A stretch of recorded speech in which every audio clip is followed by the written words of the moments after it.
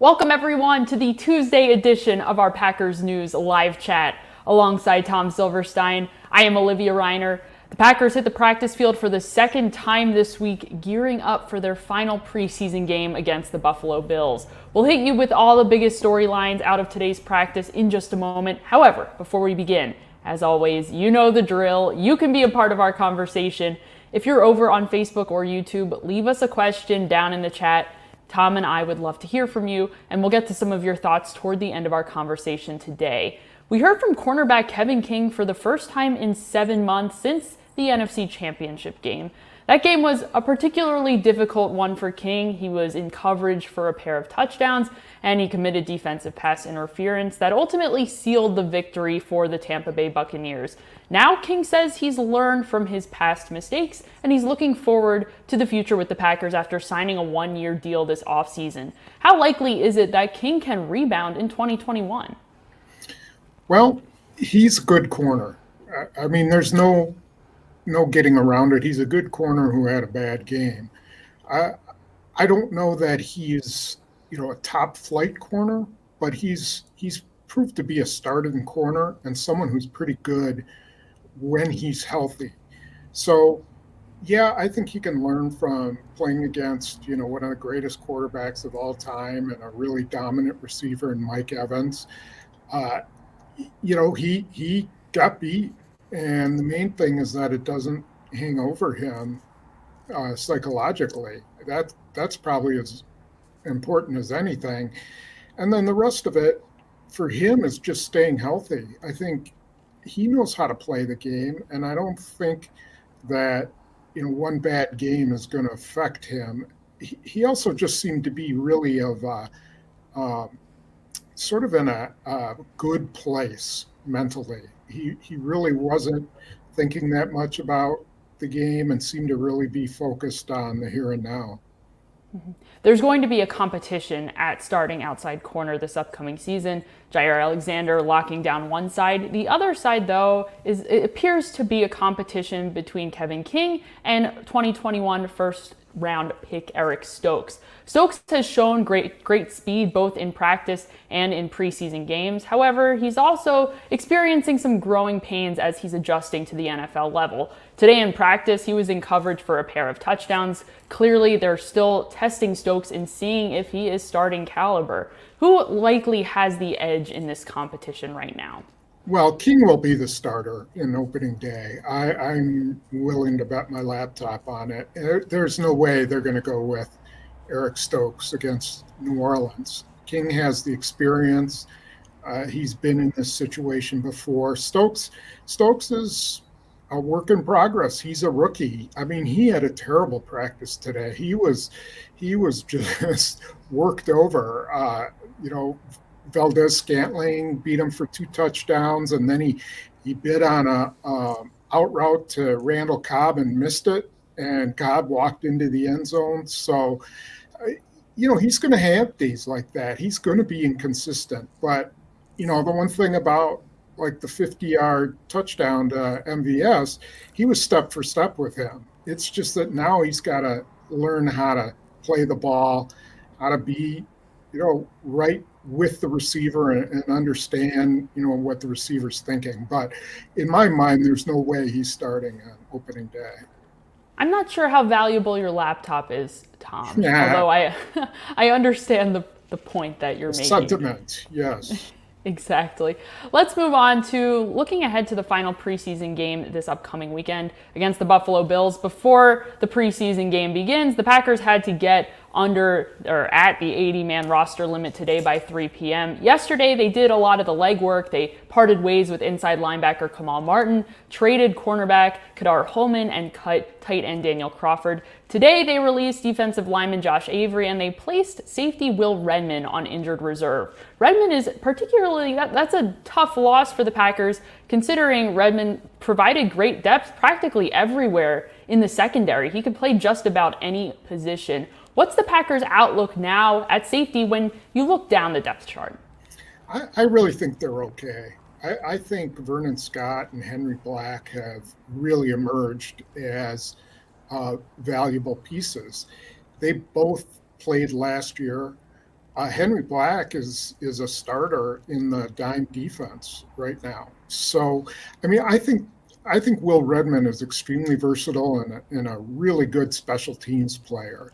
But he was only on the field for 3 practices, and he played a little bit against Houston and re-injured himself. So it's an injury thing, and I really think it's the same for Kamal Martin. I think they just kind of decided that 3 knee injuries was enough, and they just had to move on, especially with the way Devondre Campbell's been playing.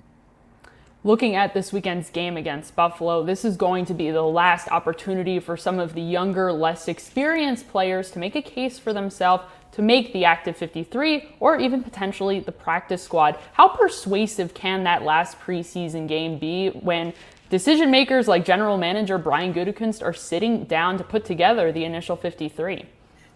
It's pretty big. You can see a guy who wins a special teams position by having just a great preseason game. And I know Mike Holmgren used to always point out, this was a long time ago when they would play more key backups and starters, but that Desmond Howard made the Packers because of, I think it was the 3rd preseason game back then in 1996, and he went on to become the Super Bowl MVP, and they were going to cut him before he had that big game. So I do think there are instances where people can move ahead of other people on the depth chart in the final game. Let's head over now to Facebook and YouTube for some of your questions. Thank you all very much for joining us. We always love to see some familiar faces, some new faces in the chat. Let's start with Jerron over on Facebook. Jerron wants to know if Marquez Valdes-Scantling will get more targets in the red zone. Valdes-Scantling has always been known as a deep threat, and Aaron Rodgers even hit him today on a pretty deep ball. And it's something that I'm sure we will see Valdes-Scantling continue to be. He will continue to play that role going into this upcoming season. However, how likely is it that he will diversify his route running for the Packers offense and also continue to be a target in the red zone? I've seen him running routes and different routes and not just being a straight line guy this camp. I think he's really put together an excellent camp. For instance, today he caught a ball in the middle. It was a play action against a zone. He sat down and Rodgers hit him right down the middle, and it was like a 26-yard gain. And I think he's learned a lot. And the drops are gone. They're not here now. Now, it's easy to say that in practice, and it's easy to say that in the preseason. Well, he hasn't played in the preseason, but when the real games come, then you look and you see, can he still hang on to the ball? But man, he's had a really nice camp, and he's going to be the starter opposite Davante Adams. Thank you, Jerron, for your question.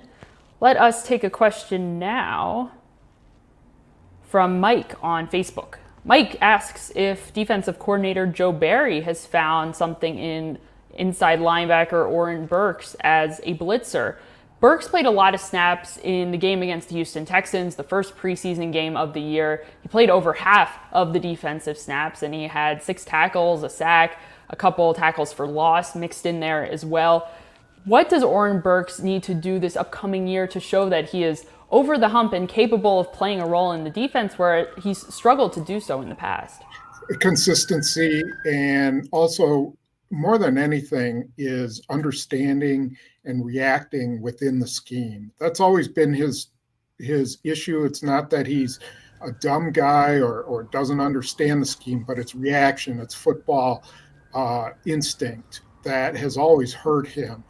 And now in his 4th year, they're hoping that he's kind of put it all together, and he has looked pretty good. He looks more comfortable, but it's a whole nother thing when teams start scheming you, and all of a sudden there's all these motions, and And, guys are coming across the formation, and, that'll be the key with Oren Burks. Every coach gets enamored with him because he's so big and he's so fast, and he looks like he could really be an impact player. But, he's got to be sound in his assignments. That's number one.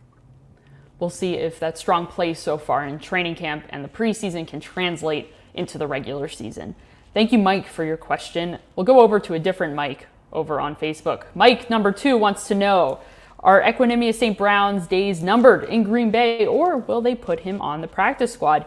Yesterday on our live stream, we talked about the competition at the bottom of the roster when it comes to the wide receivers room.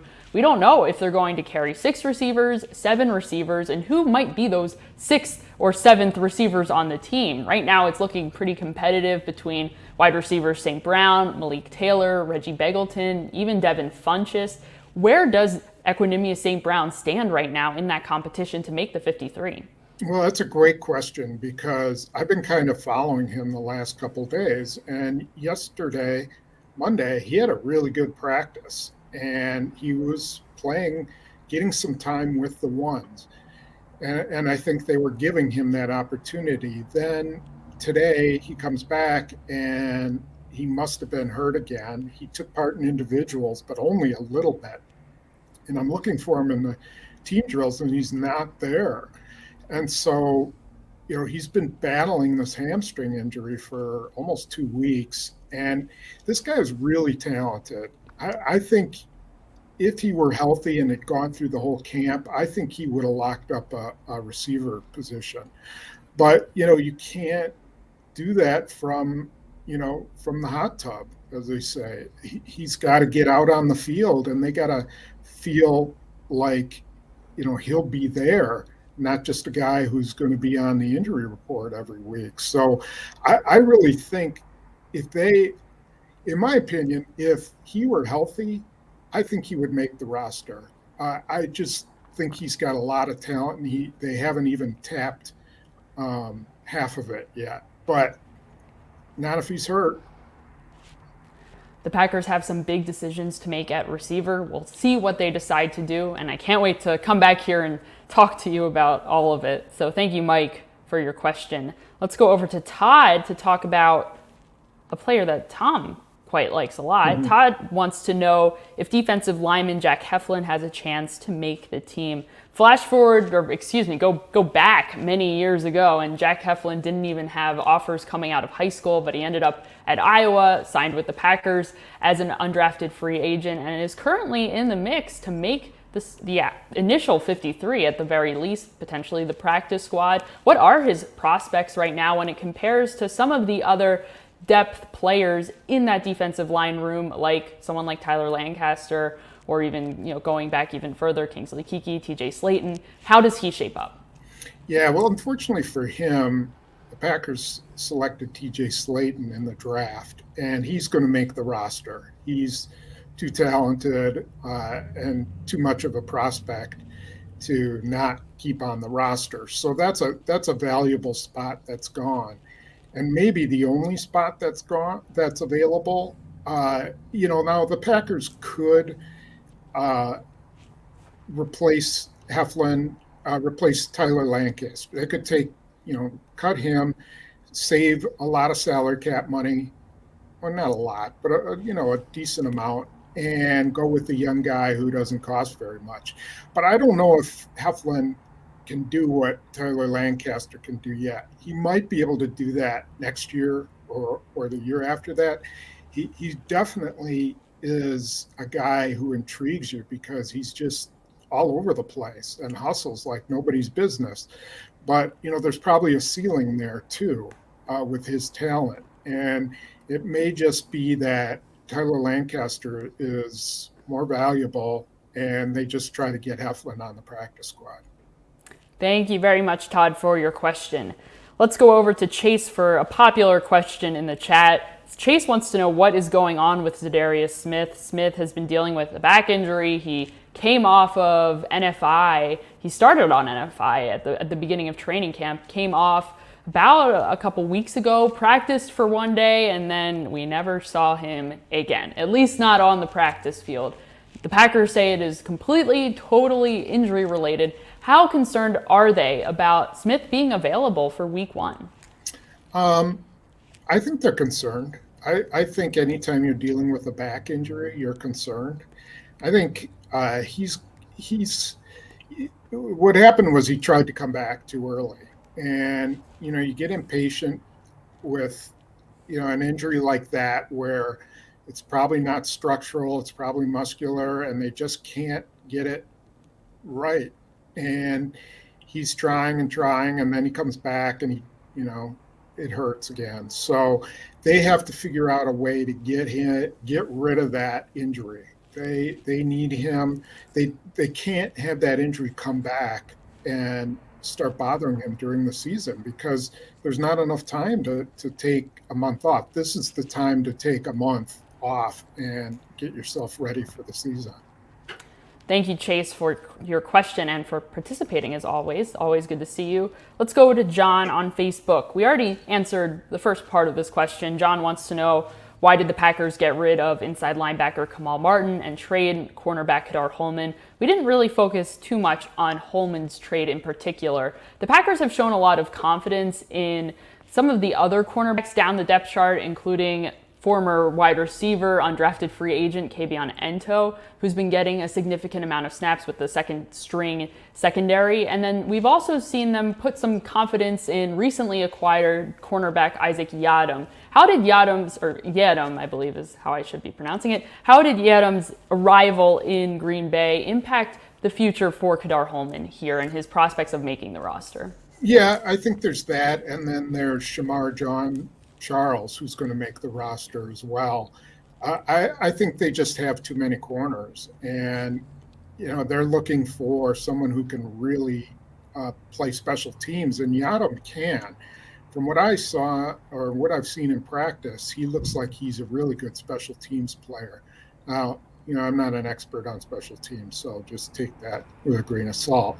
But Kadar Holman I remember last year at some point he was inactive because they weren't happy with his special teams play. So I think that's really what it is. They're looking for somebody with speed who can play special teams. Thank you, John, for your question. Let's go to another John on YouTube this time. John wants to know, how is quarterback Jordan Love looking this week? Yesterday, Love only participated in individual drills as he's still working through a shoulder injury to his throwing arm. Now, today was a little bit different. Not only did he participate in individual drills, he also participated in some team periods working on 11-on-11 with the rest of the squad. What does his outlook look like for this upcoming weekend against Buffalo and his ability to play a significant number of snaps? Well, I think he's okay to play. I think he's probably cleared to play in the game. He came out today and he was really bad. I mean, I thought, wow, something's really wrong with him. And it turned out that after a series or two, he started to warm up a little bit and then looked a little better. He got picked off on a deep ball by Jean Charles, but then he got blitzed up the middle. They were down at the 4-yard line and just threw a beautiful pass into the fingertips of Dexter Williams. I mean, it had to be just there, otherwise it was going to be broken up. So, that was a good way for him to finish that practice. Again, he missed a whole week, and that's going to make you rusty, and it really kind of, ended some momentum he was building through the preseason. So I wouldn't expect big things for him, from him against Buffalo, but he has one more day of practice to kind of get in a rhythm. Thank you, John, for your question. Nolan over on Facebook wants to know if Packers fans could see some starters play for maybe one drive in the last preseason game. I think the short answer here is no, you're probably not going to see the starters play. You're going to see a lot of the bottom of the roster, less experienced players in this weekend's game against Buffalo. In what universe, Tom, would any of the starters play in a preseason game for the Green Bay Packers? Well, in Matt LaFleur's universe, never, ever. And I think he's come to that conclusion that it doesn't matter. They don't need to play. They didn't play last year in the preseason, because there was no preseason, and they came out red hot. So I think he's just figures, let's take all the odds of someone getting hurt in the preseason and move those odds over to the regular season. So if it happens in the regular season, well, that happens. It's better that than happening in the preseason when you don't get anything out of a guy. So I used to be of the mind that you got to play these guys a little bit, but after seeing what happened to the Jets, I don't blame them. I wouldn't play anybody. It's a good question, Nolan. However, don't get your hopes up. Sorry to be the bearer of bad news.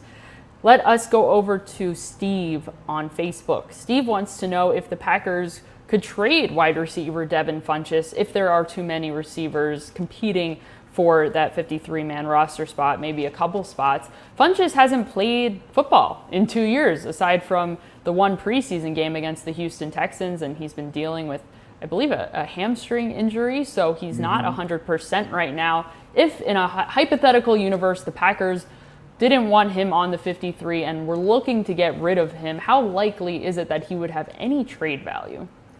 I think it's pretty slim, just because of his salary, and more than likely he's going to clear waivers. I think there'd be a team that would we'll just wait and see and maybe try to sign him at a minimum. There could be some interest in St. Brown, maybe. I don't know. I don't know how other teams view him. They don't get a regular look at him either, but they have, they know what he did in college, and they have a little bit of tape on him in the pros. A team that's just really desperate for a receiver might do something. And then there might be some team with a lot of cap room that decides they want to do get Funchess. But you got to remember, they're really wary with a guy who's been out 2 years and now he's got a hamstring injury. Thank you, Steve, for your question, and thank all of you for joining us today. We will not be live tomorrow. The Packers are not practicing tomorrow. An odd Wednesday off day. They practice today. They don't typically practice on Tuesday. However, the Packers will be back at practice on Thursday, and we will be back too to answer all of your questions then. So just make sure you come back over to Facebook and YouTube. We try to schedule these live streams, so you'll see it show up in your notifications that we will be live at a certain time that afternoon. So stay tuned. For Tom Silverstein, I'm Olivia Reiner. We will see you next time.